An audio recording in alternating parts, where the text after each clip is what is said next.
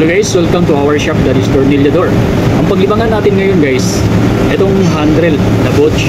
Ang model nito is GSR 120-LI.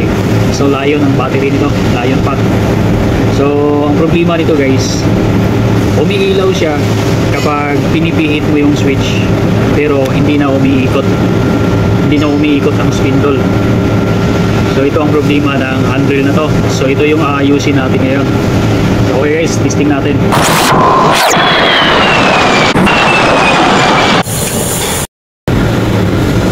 Okay, so wala na talaga guys. Ito, umiilaw lang. Pero hindi na gumagana itong spindle head. So ang problema nito, nasa motor na. Kaya papaklasin natin to. Papalitan natin yung bagong motor.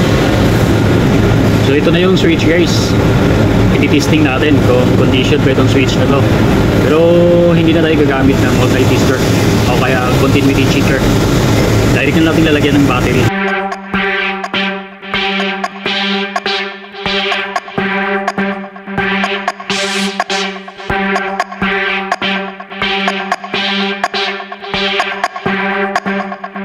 So okay guys, condition itong switch, walang problema dito. Ito na yung lumang motor guys, i-testing natin ulit ng direct sa battery.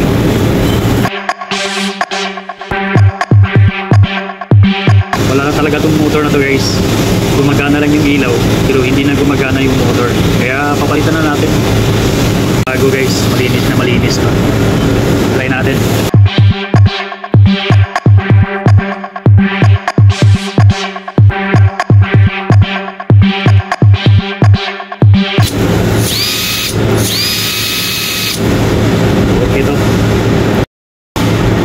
Pero guys, bago natin ikabit ito, paglaruan muna natin ito.